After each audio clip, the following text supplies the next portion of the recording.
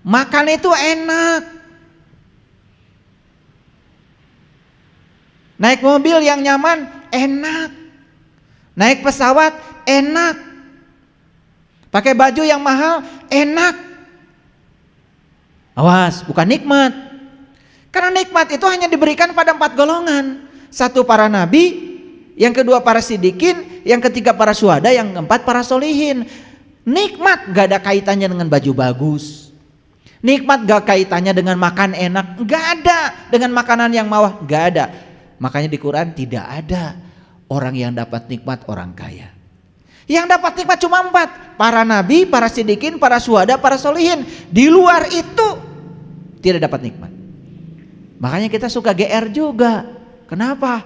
Bikin rumah baru, syukuran. Judulnya tasyakur binikmat. Ayat yang dibacanya la in syakartum la azidannakum wa la in kafartum inna azabi lasadid. Eta we bisana. Di Quran itu tidak ada cerita enak. Di Quran cuma ada cerita nikmat. Dan nikmat terbesar cuma 1. Saat kita sudah kenal siapa jati diri kita, siapa Tuhan kita. Menyatu dengan Tuhan baru namanya nikmat. Yang dapat nikmat cuma 4, para nabi, para siddiqin, para syuhada, para solihin. Konglomerat gak masuk. Assalamualaikum warahmatullahi wabarakatuh. Ayo saudara-saudaraku semua, kita ngaji ilmu tauhid bersama guru kita Kiai Haji Syaiful Karim. Semoga bermanfaat. Assalamualaikum warahmatullahi wabarakatuh. Salam sejahtera untuk kita semua. Om Swastiastu, Namo Buddhaya, salam kebajikan, Sampurasun. Rahayu Sagung Dumadi. Semoga seluruh makhluk hidup, baik yang kelihatan maupun yang tidak kelihatan, di setiap ruang dan waktu, di semua tingkatan, senantiasa hidup berbahagia. Semoga kita semua selalu dimampukan untuk menjadi sumber cinta, sumber sukacita, sumber kebahagiaan bagi setiap makhluk. Tidak boleh ada satu makhluk pun yang berkurang kebahagiaannya atas kelahiran kita, atas kehadiran kita di semesta ini. Karena ketika kita ada tetapi tidak ada, itu tanda bahwa eksistensi kita tidak membawa manfaat dalam kehidupan ini. Segala puji hanya milik Allah, Sang kehadiran, Sang keberadaan yang senantiasa mengurus, mengatur seluruh kebutuhan kita, dan segala kebutuhan kita sudah disediakan di dalam diri kita. Segala kebutuhan kita sudah disediakan di dalam diri kita. Hanya orang yang tidak sadar yang mencari keluar. Karena semua kebutuhan kita sudah disediakan di dalam diri kita. Bahkan perpustakaan terlengkap di semesta ini ada di dalam diri kita. Ilmu-ilmu yang agung semua sudah ada dalam diri kita. Dari ujung rambut sampai ujung kaki ini dalam diri kita ada begitu banyak etalase yang menawarkan agar kita bisa mengalami pencerahan. Berbahagialah orang yang sudah bisa menciptakan surga setiap saat dengan menyadari kehadirannya, menyadari keberadaannya di dalam dirinya, sehingga kesadaran itu akan membawa pikirannya untuk selalu hadir di sini, saat ini, sekarang. Dan mereka yang membiarkan pikirannya dibawa ke masa depan, dibawa ke masa lalu, lalu tubuhnya dijaga dengan malaikat malik, milik, kepunyaan, ego, maka kan selama-lamanya berkonflik dengan dirinya sendiri. Lalu ruang ciptanya tidak pernah mencapai keheningan. Ciri orang yang ruang ciptanya sudah hening adalah dia sudah bisa berbahagia dalam kesendiriannya. Sendiri tetapi tidak merasa kesepian. Itu yang disebut dengan orang yang sudah mencapai keheningan. Jangan mengklaim diri kita sudah mencapai keheningan kalau kita masih terusik dengan perilaku orang lain di luar diri kita. Jangan mengklaim diri kita sudah mencapai keheningan kalau kita masih saja perlu kebahagiaan dari luar diri kita. Jangan mengklaim kita sudah mencapai keheningan kalau untuk bahagia saja kita harus mengkondisikan orang lain agar seperti yang kita mau. Dan mereka yang sudah hening ruang ciptanya, apapun yang dilakukan orang sudah tidak mengganggu dirinya lagi. Apapun yang terjadi di luar dirinya, kata-kata, peristiwa sudah tidak mengganggu dirinya lagi. Makanya yang paling berbahaya di semesta ini adalah kebohongan setengah kebenaran.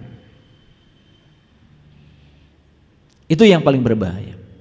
Karena di situ ada kegelapan yang sangat gelap. Kalau kebohongannya itu utuh sebagai kebohongan, malah tidak berbahaya.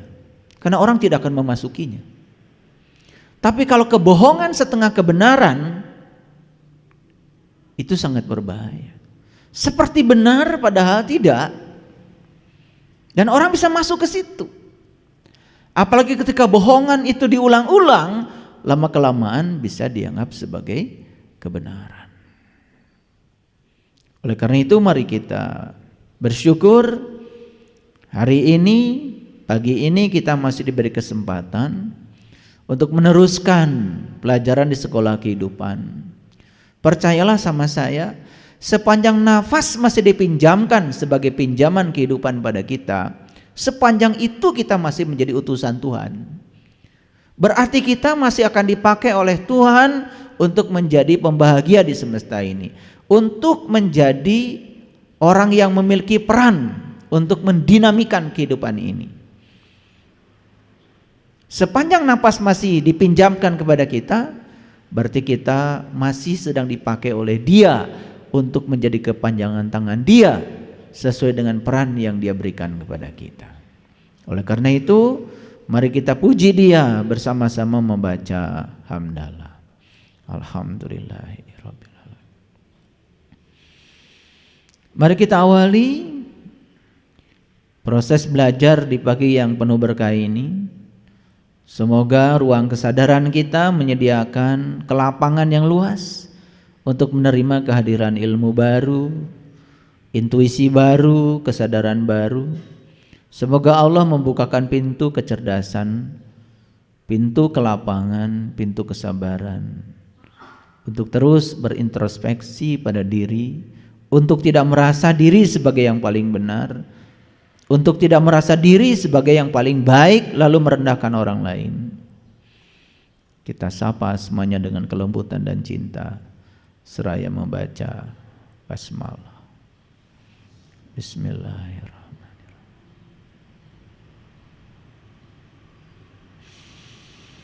Hari ini tepat 56 tahun saya ada di dunia ini.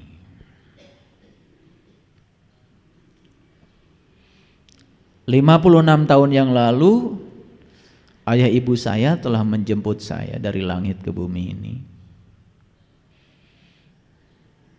Dan dalam perjalanan saya bersyukur karena saya sudah diantarkan dari bumi ke langit saya oleh guru-guru saya.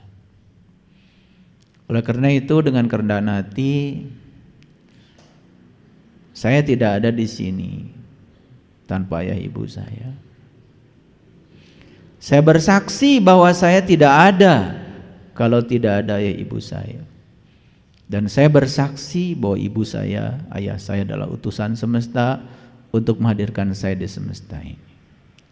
Oleh karena itu saya mohon keridhoannya untuk membacakan Ummul Quran untuk orang tua terbaik saya yang telah dipilih untuk melahirkan saya. Fil barakati umul Quran. Al-Fatihah.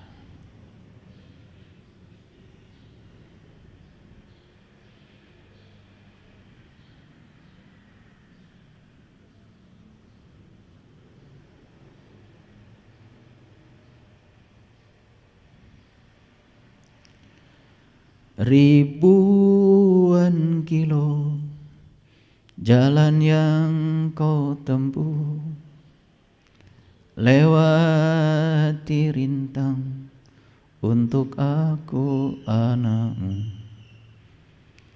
Ibuku sayang masih terus berjalan, walau tapak kaki penuh darah, penuh nanah, seperti udara kasih yang engkau berikan, tak mampu ku membalas. Ibu, ibu, ingin ku dekat dan menangis di pangkuanmu, sampai aku tertidur bagai masa kecil dulu. Lalu doa-doa baluri sekujur tubuhku, dengan apa membalas. Ibu, ibu. Ibu saya adalah Hajar Aswad saya. Dia adalah orang pertama yang harus merasakan sakit untuk kelahiran saya. Dia adalah orang pertama yang harus menumpahkan darah untuk kelahiran saya. Dia adalah orang pertama yang harus menggadaikan nyawa untuk kelahiran saya. Ada 3 dosa besar saya kepada ibu. Yang pertama, saya pernah menyakitinya pada saat saya dilahirkan. Yang kedua, saya pernah menumpahkan darahnya saat saya dilahirkan. Dan yang ketiga, saya hampir merampas nyawanya pada saat dilahirkan.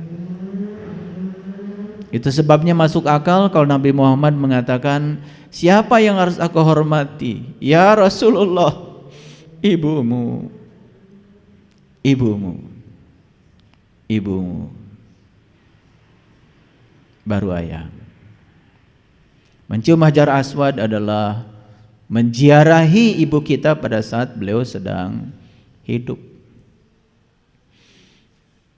Dan kebanyakan manusia justru menziarahinya pada saat beliau sudah mati, sudah terkujur kaku di kuburan, baru diziarahinya setiap Idul Fitri.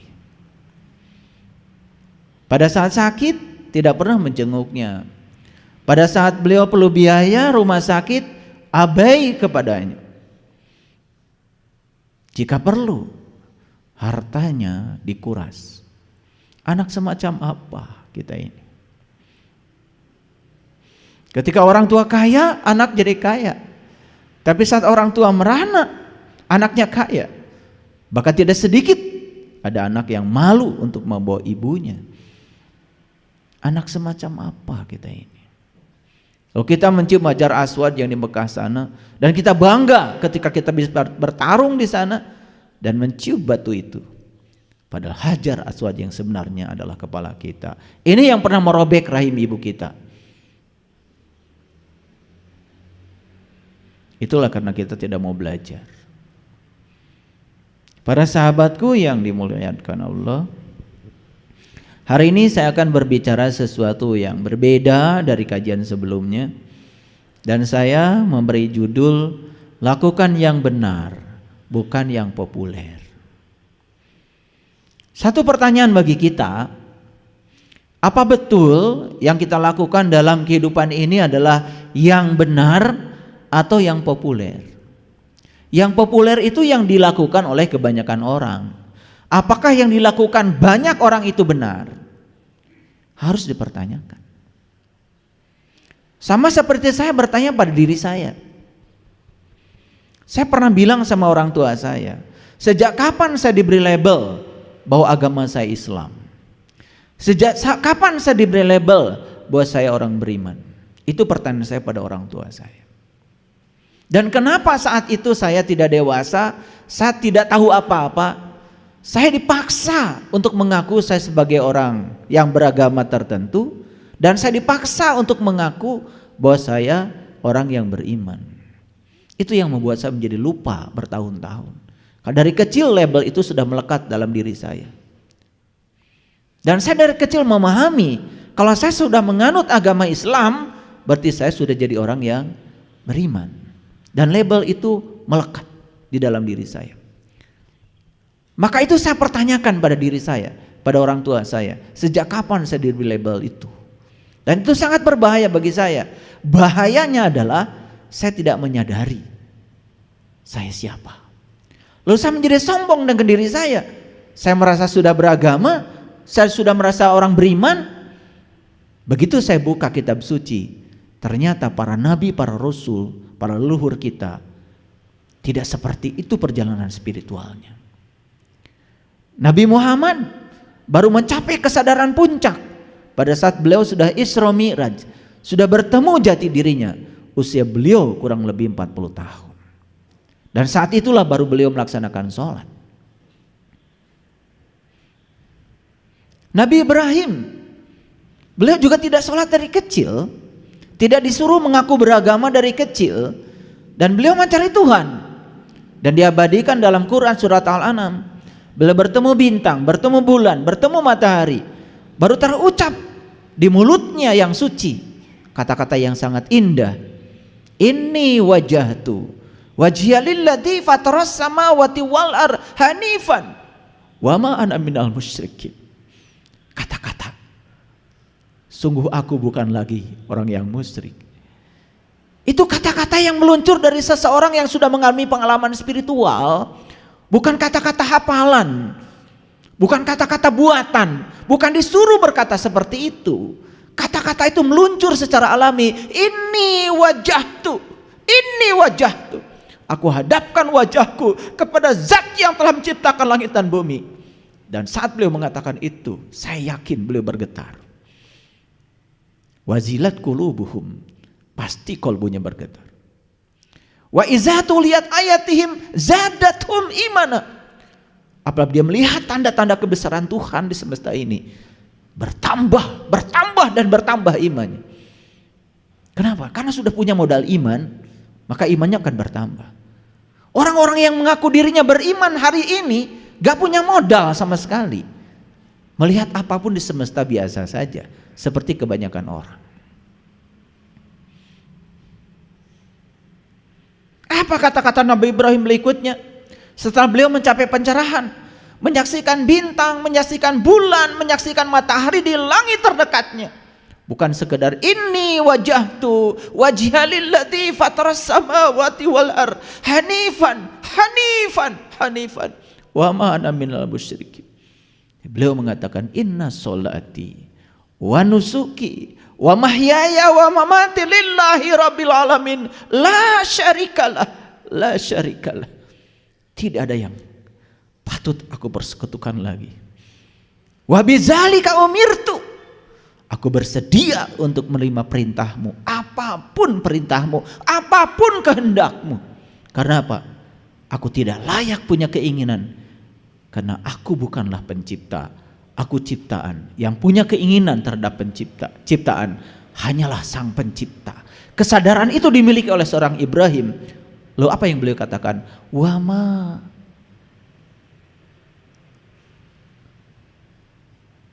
ana awalul muslimin.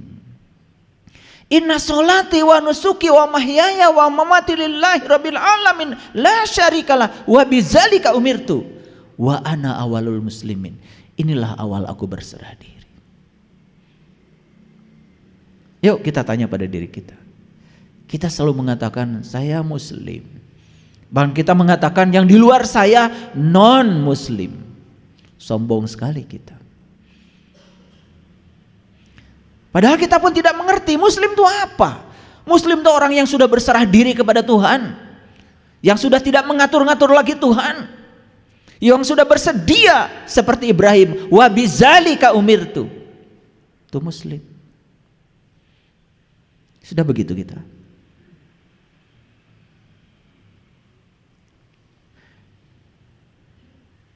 Buku yang kita baca pun masih buku yang lama. Ada doa dikabul, ada doa tidak dikabul. Buku yang dibaca masih buku yang lama, kumpulan doa-doa mustajab. Lucu. Dan kalau kita sudah berhasil mengatur Tuhan, kita bilang doa saya mustajab. Tuhan tunduk patuh kepada saya. Begitu? Siapa yang berserah diri harusnya? Bukankah kita kepada Allah? Bukan Allah disuruh berserah diri pada keinginan-keinginan kita. Itulah sumber penderitaan kita selama ini. Dan begitu kita tidak berhasil mengatur Tuhan sebagaimana yang kita mau, kita sebut Tuhan tidak mengabulkan doa saya, Tuhan tidak mendengar saya. Kita lupa bahwa sebetulnya Tuhan sudah memilihkan yang terbaik untuk Anda. Apa yang Anda inginkan belum tentu yang terbaik buat Anda. Maka Tuhan bilang dalam Al-Quran, apa yang disebut baik oleh kamu belum tentu itu baik bagi kamu. Dan apa yang disebut dengan buruk oleh kamu belum tentu itu buruk bagi kamu. Boleh jadi kamu tidak menyukai sesuatu, tapi itu amat baik bagi kamu. Boleh jadi kamu amat menyenangi sesuatu, tapi itu amat buruk bagi kamu. Begitu yang dikatakan Allah dalam Al-Quran. Tapi kita tidak pernah mengerti perkataan beliau.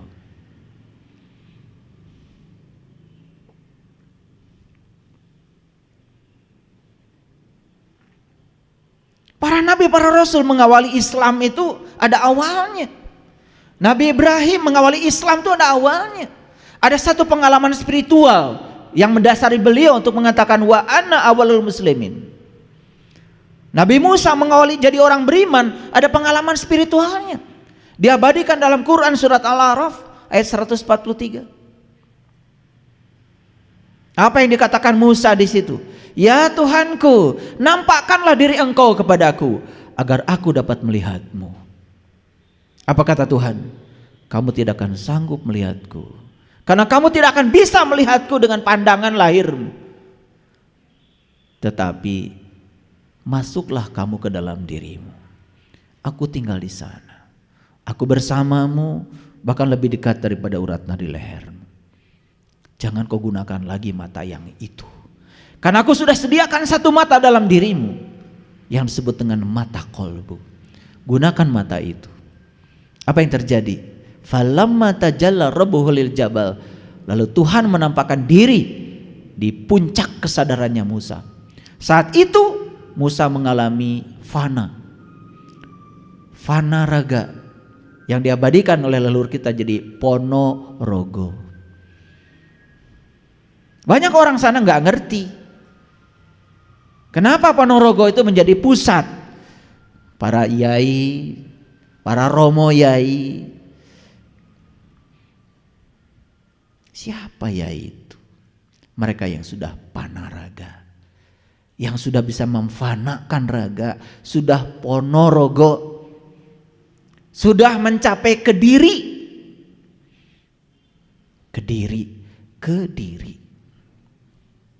Orang yang sudah mencapai Kediri gak peduli orang lain mau melakukan apa, gak peduli orang lain mau ngomong apa, udah selesai dengan dirinya sendiri.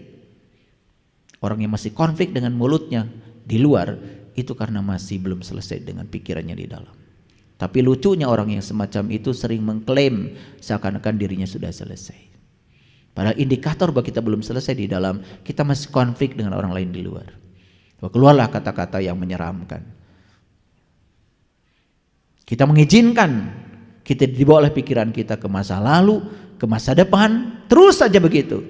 Tapi tidak hadir di sini saat ini sekarang. Padahal hidup itu di sini saat ini sekarang.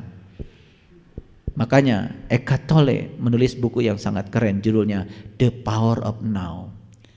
Coba baca buku itu, luar biasa. Saya tidak menemukan buku yang setiap katanya itu semuanya daging, tidak ada tulangnya, semua daging itu.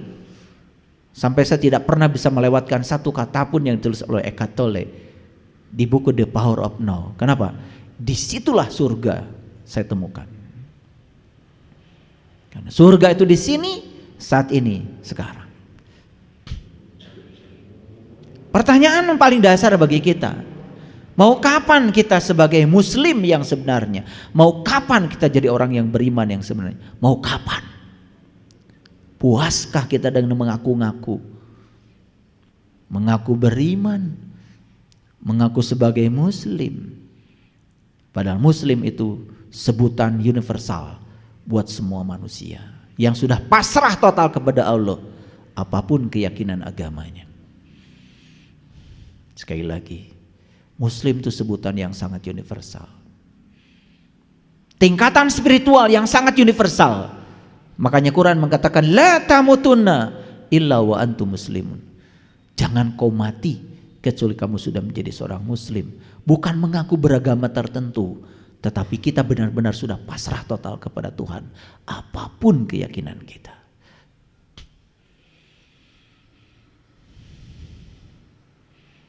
Makanya lakukan yang benar, bukan lakukan yang populer. Karena yang populer, yang ngepop, belum tentu benar. Bagaimana cara mengujinya? Mari kita periksa. Pelan-pelan periksanya. Apa sih populer itu? Populer itu dalam kamus bahasa Indonesia, itu ternyata populer itu adjektif, itu kata sifat. Saya menemukan ada 4 yang penting dalam kamus. Jadi populer itu artinya yang pertama, dikenal dan disukai orang banyak. Dikenal dan disukai orang banyak. Itu namanya populer. Sekarang kalau saya tanya, Bapak Ibu, Bapak tanya, suka berwudu? Suka. Tanya kebanyakan orang coba, apa sih wudu itu? Jawabannya sama, seragam.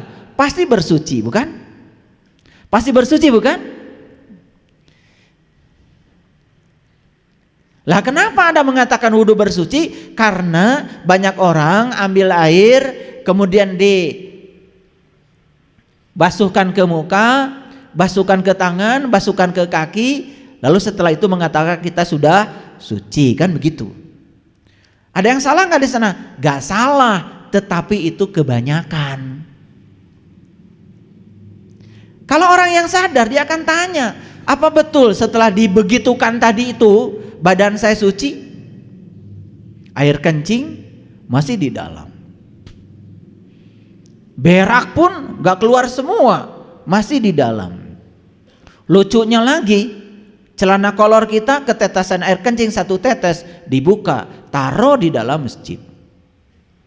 Kita lupa bahwa sebetulnya yang ada di kantong kemih kita ribuan tetes. Harusnya kalau kolor kita yang ketetesan 1 tetes dibuka dan ditaruh di pinggir masjid, harusnya kantung kemih pun minta dibuka dulu sama dokter, taruh dulu di rumah sakit biar tubuhmu suci. Saya ngomong pakai bahasa awam nih, bahasa umum supaya kita waras. Apa saya tidak pernah melakukan wudhu kayak gitu? Ya wudhu sama. Kalau enggak wajah saya udah kayak apa? Saya perlu air. Tetapi itu wudhu tingkatannya tingkatan permulaan. Karena wudhu bahasa Arabnya adalah wudhu wal doa wau doain. Wudhu itu artinya adalah berpisah. Jadi setelah saya pelajari secara etimologi, wudhu artinya berpisah. Saya mulai bertanya pada diri saya, apa saya sudah berpisah dengan kotoran saya?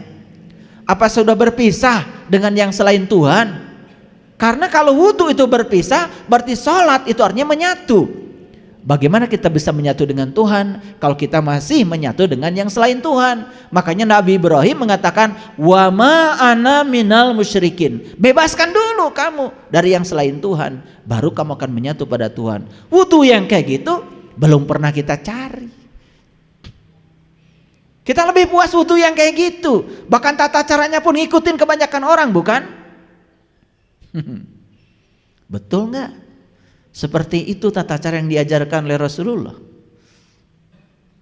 Apa betul kita membaca teks langsung yang diajarkan Rasulullah? Atau kita mengikuti kebanyakan orang mengajarkan seperti itu? Itu populer. Saya menawarkan, mau nggak saya ajarkan wudhu yang betul-betul memisahkan dirimu dengan selain Tuhan, dan kamu bisa manunggal bersama Tuhan. Jarang yang mau.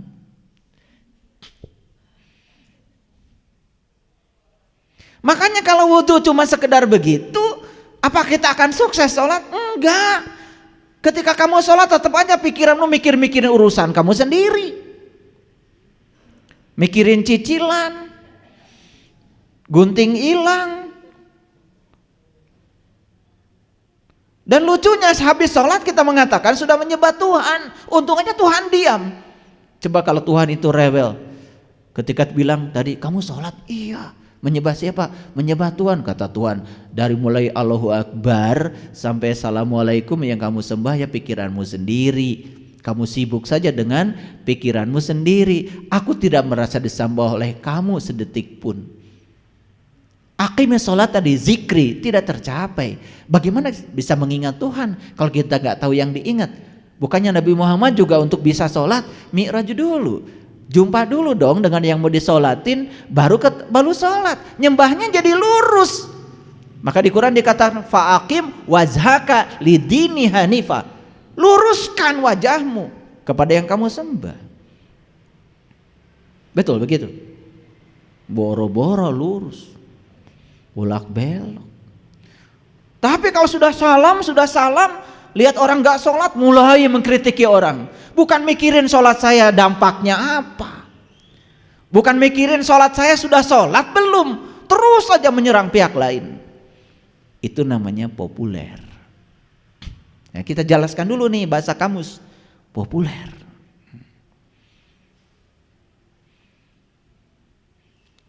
Kalau berbicara tentang haji secara populer, pasti mikirnya pergi ke tanah suci. Dan kita menganggap tanah yang di sana suci. Yang bilang suci kan kita juga. Padahal maling di sana ada, yang nyolong juga di sana ada, orang berantem juga di sana banyak. Kalau disebut tanah suci kan harusnya sudah suci dong. Tapi pikiran kita mengatakan tanah suci. Ya sudah, kalau kita pergi ke sana kita jadi suci, begitu? Jadi seakan-akan suci cuma di sana, di sini nggak ada suci gitu. Sama seperti masjid, ada batas suci. Sucinya cuma di masjid aja, keluar dari masjid udah ngomong kotor juga nggak apa-apa. Karena batas sucinya kan cuma sampai di halaman. Maka di masjid ini nggak boleh ada tulisan batas suci. Pernah ada masyarakat datang ke sini, Pak mau nempel batas suci? Nggak ada. Di sini batas suci tidak ada. Suci di masjid dan di luar masjid. Nggak boleh dibatasi. Padahal Allah bilang dalam Al-Quran, walillahi 'alan nas hijjul bait, wajib setiap manusia berkunjung ke rumah Tuhan. Nah Tuhan bilang juga dalam hadis qudsi, langit dan bumi tidak akan cukup menampung zatku, tapi kolbunya orang yang beriman itulah rumahku. Jadi yang namanya Baitullah versinya Quran, versinya Allah itu kolbu. Nah ketika diajak untuk berkelana ke dalam kolbu, banyak yang gak mau walaupun gratis. Tapi ke sana nunggu 12 tahun bayarannya mahal juga rela menanti. Saya tidak menyalahkan sana, bagus. Itu diajarkan pada leluhur kita. Tapi ke sana cuma melihat simbol-simbol, tidak mengerti kenapa tawaf 7 putaran, kenapa mulainya dari Hajar Aswad, kenapa lewat Multajam, kenapa lewat pintu Ka'bah, kenapa lewat Makom Ibrahim, kenapa lewat Hijir Ismail, kenapa lewat Rukun Yamani, kenapa geometrinya lingkaran padahal Ka'bahnya juga kotak. Gak ngerti, ya sudah jadi robot kita. Nah kalau ngikutin kebanyakan orang namanya populer gitu. Saya ingin beda. Saya tetap pergi ke sana tapi saya ingin mengerti maksudnya apa. Nah itu udah mulai itu. Mulai mengasingkan diri dari populer karena ingin dapat yang lebih baik, ingin dapat yang lebih itu. Ngerti maksud saya? Saya tidak menyalahkan itu bagus. Wudhu yang biasa bagus. Kalau kalian gak kena air juga wajahnya serem. Tapi apa cukup sampai di situ mau populer terus? Itu maksud saya. Nah makanya saya mau kasih tahu, jangan terus populer. Banyak sebetulnya yang lain. Nabi Muhammad mengatakan as-sholatu mi'rajul mu'minin. Dalam gerakan sholat yang syar'i itu ada tata cara mi'raj sebetulnya. Tapi pernah gak bertanya, di gerakan yang mana tata cara mi'raj ya? Kata mi'raj ini sudah bahasa umum, bukan bahasa populer, bukan bahasa khusus, bahasa populer. Kan sering kita Isra Mi'raj. Peringatan Isra Mi'raj banyak. Bahkan di Quran ada surat Al-Ma'arij, itu gak disembunyikan. Cuman kata Mi'raj lebih banyak dikenal dalam kesusastraan Arab. Tapi inti dari Mi'raj itu kan sebetulnya Nabi Muhammad bertemu Tuhan kan? Betul nggak? Kan itu saja sebetulnya. Lalu timbul pertanyaan, apa yang boleh ketemu Tuhan itu cuma Nabi aja? Masa Tuhan begitu? Masa Tuhan hanya mau diketemui beliau aja, nggak mau diketemui sama kita-kita ini? Masa begitu? Jadi kalau kita sebetulnya tidak mulia, ya karena Tuhannya nggak mau ketemu. Masa begitu? Sedangkan Tuhan mengatakan walillahi ala nasijul bait, wajib setiap manusia berkunjung ke rumahku. Untuk apa? Bertemu aku. Maka di Quran Allah mengatakan li ila fi Quraisy ila fihim rihlata sitaiwas falyabudu rabb hadzal bait. Sembah yang punya rumah, jangan sembah rumahnya. Berarti kalau Tuhan bilang sembah yang punya rumah, jangan sembah rumahnya, berarti Tuhan mengajak kita untuk berkunjung ke rumahnya agar kita bisa berjumpa dengan Dia. Kan sebetulnya itu biasa itu. Itu ayat-ayat biasa. Cuman karena kita mengikuti yang populer sehingga kita menjadi terjebak dalam popularitas. Makanya orang semacam saya ini pengikutnya tidak banyak. Karena tidak populer. Ketika saya menyampaikan kebenaran, ya memang berat kebenaran itu, pahit. Tapi saya berani kan ini kebenaran, cuman saya jadi tidak populer. Jarang yang ngundang sama saya itu. Kalau yang populer kan undangannya juga mahal, betul nggak? Kayak saya ini yang ngundang aja udah jarang, takut ngundang saya. Makanya saya jadi tidak populer. Ya silahkan saja mau populer atau mau benar gitu aja. Ini masih populernya dulu, kita bahas dulu. Setengah jam lah saya bahas dulu populer supaya ngerti ya. Nah, dikenal dan disukai banyak orang. Coba kalau kalian sekarang mau Ramadan nih, mau Ramadan.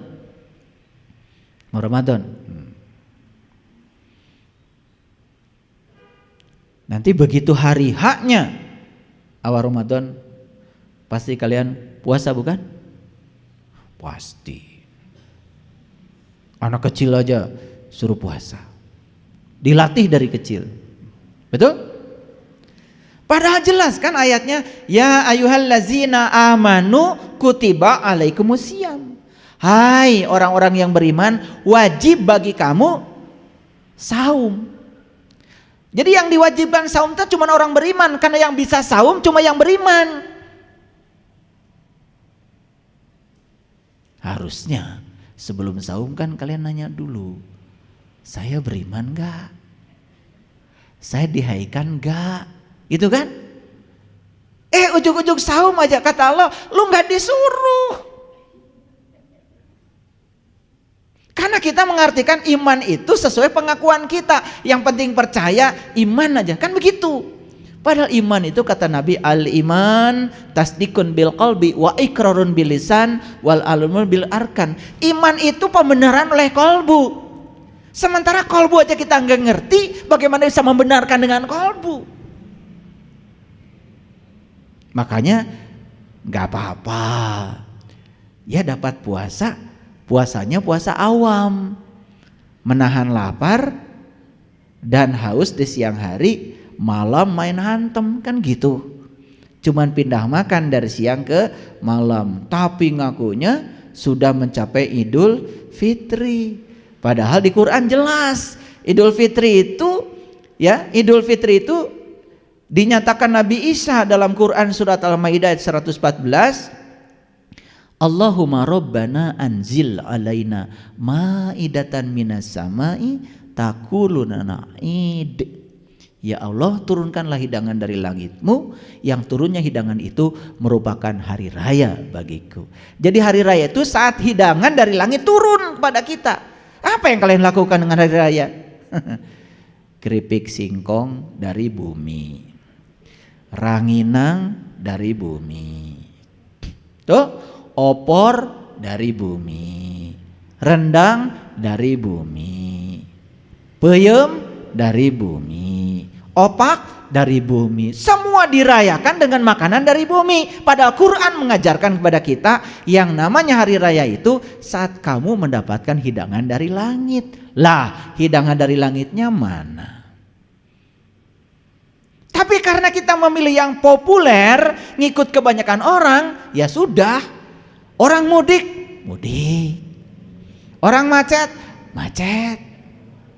Orang saring pelotot di jalan, melotot. Populer jadinya. Tidak ada keinginan untuk menjadi orang khusus. Kalau ingin khusus berarti saumnya harus khusus dong. Ramadannya juga harus khusus. Benar-benar tuh yang namanya setan itu dibelenggu Ramadan. Bisa, bisa. Ada ilmunya. Kalau mau. Tapi kalau nggak mau ya sudah. Katanya Ramadan setan diikat, dibelenggu. Tukang tipu tambah banyak. Yang ngurangi timbangan di pasar tambah banyak. Yang korupsi tambah banyak. Yang marah-marahan di jalan tambah banyak. Mikir dong. Mana tuh setan dibelenggu? Cuman ceramah aja di masjid, setan dibelenggu, setan dibelenggu. Nggak ngerti. Karena kita mau yang populer, nggak mau yang khusus. Pernah lihat setan? Setan tuh kan udah seulang-ulang. Setan tuh yang suka berbisik. Ya kan? Iya. Mau ngasih sama orang, awalnya sih udah niat mau ngasih. Begitu mengeluarkan ada yang berbisik. Enak aja. Cari duit tuh zaman gini susah. Orangnya kan jag-jag, masa dikasih? Cari pembenaran untuk tidak berbuat. Yang berbisik tuh namanya setan. Ketemu sekarang setan? Ketemu sekarang? Ya itu yang berbisik. Pakai jilbab, pakai kacamata juga. Lah itu. Pakai bedak lagi, pakai lipstick juga, pakai peci juga, pakai batik malah tuh. Ketemu kan sekarang? Nah itu. Cuman kita belajar setan tuh seakan-akan suatu entitas di luar diri kita. Padahal setan itu diri kita. Diberi dahar ke orang. Iya. Makanya kata leluhur saya di Garut mah, setan tuh huluna segede muning, awakna segede hurang. Ayana dikuring, rupana jiga tah eta anu ngomong. Setan tuh definisi leluhur kita udah canggih ya tuh. Huluna segede muning, awakna segede hurang. Ayana dikuring, rupana jiga tuh eta jiga urang. Jadi definisi setan menurut leluhur kita mah nyata, nyata, ya, bukan ilusi, nyata. Jadi yang pertama diketahui dan disukai orang banyak, itu populer. Yang kedua disukai dan dikagumi orang banyak, populer tuh namanya, ya. Yang ketiga sesuai dengan kebutuhan. Tuhannya saya cetak gede. Sesuai dengan kebutuhan masyarakat pada umumnya. Tahu Tuhan? Tuhan belum tentu Allah. Saya kalau ngetik itu jangan bilang saya salah ketik, hati-hati. Ini lihat, sesuai dengan kebutuhan masyarakat pada umumnya. Tahu Tuhan? Tuhan itu apa saja yang kamu pertuhankan, itu Tuhan. Uang bisa menjadi Tuhan, pasangan hidup bisa menjadi Tuhan, jabatan bisa menjadi Tuhan, terserah kamu dipertuhankan apa tidak. Allah juga bisa menjadi Tuhan kalau dipertuhankan, tapi kan kebanyakan yang dipertuhankan yang selainnya Allah, betul nggak? Nah makanya sesuai dengan kebutuhan orang banyak. Karena orang banyak itu kan menuhankannya apa saja yang mau dipertuhankan. Ada gak orang menuhankan duit? Ya udah, itu populer. Paham? Kan sekarang ini kalau melihat orang, wah bahagia ya, rumahnya mentereng, mobilnya keren, betul nggak? Kasurnya king coil, betul? Tasnya LV, Hermes, macam-macam. Minyak wanginya juga dari Eropa. Kan kita sebut orang itu bahagia, betul? Itu populer. Padahal begitu kita selidik ke dalamnya belum tentu. Baru senang. Kalau senang itu mendapat. Kalau bahagia belum tentu. Senang dan bahagia itu beda. Kalau senang itu mendapat, kalau bahagia itu justru melepas. Justru orang bahagia itu bukan mendapat, melepaskan sesuatu, itu bahagia. Ada orang lain butuh bantuan, kemudian kita tolong. Nah dia bahagia, kita yang menolong bahagia. Itu namanya bahagia itu begitu, melepas, bukan mendapat. Makanya saya tanya kemarin peserta piknik ya, rekreasi di Jogja. Tadi kamu sudah makan? Sudah. Gimana makannya? Enak apa nikmat? Nah ini aja udah mulai pusing ya. Makan itu enak. Naik mobil yang nyaman enak. Naik pesawat enak. Pakai baju yang mahal enak. Awas, bukan nikmat. Karena nikmat itu hanya diberikan pada 4 golongan. 1 para nabi, yang kedua para sidikin, yang ketiga para syuhada, yang keempat para solihin. Nikmat gak ada kaitannya dengan baju bagus. Nikmat gak kaitannya dengan makan enak, gak ada. Dengan makanan yang mewah, gak ada. Makanya di Quran tidak ada orang yang dapat nikmat orang kaya. Yang dapat nikmat cuma 4, para nabi, para sidikin, para syuhada, para solihin. Di luar itu tidak dapat nikmat. Makanya kita suka GR juga. Kenapa? Bikin rumah baru, syukuran. Judulnya tasyakur binikmat. Ayat yang dibacanya la in syakartum la azidannakum wa la in kafartum inna azabil lasadid. Eta we bisana.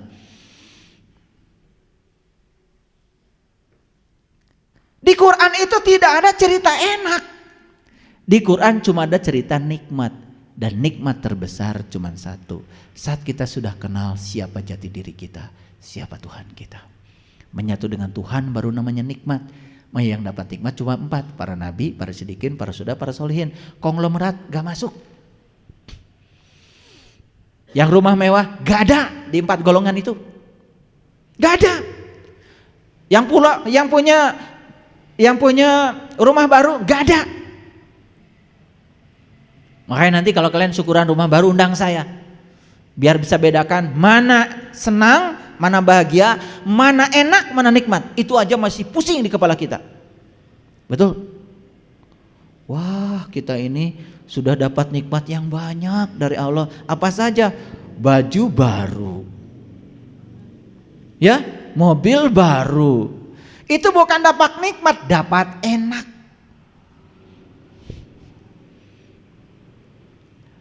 Udah biar pusing. Kan ngaji dengan saya supaya pusing.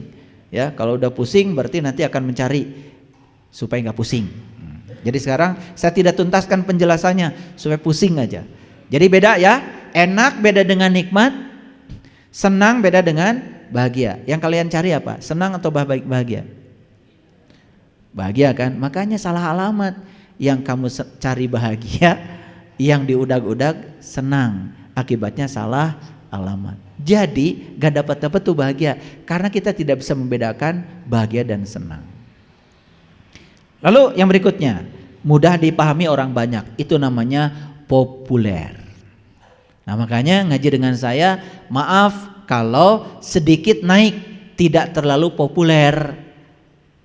Perlu pemikiran yang tajam karena di sini kita akan naik kelas supaya tidak terlalu populer.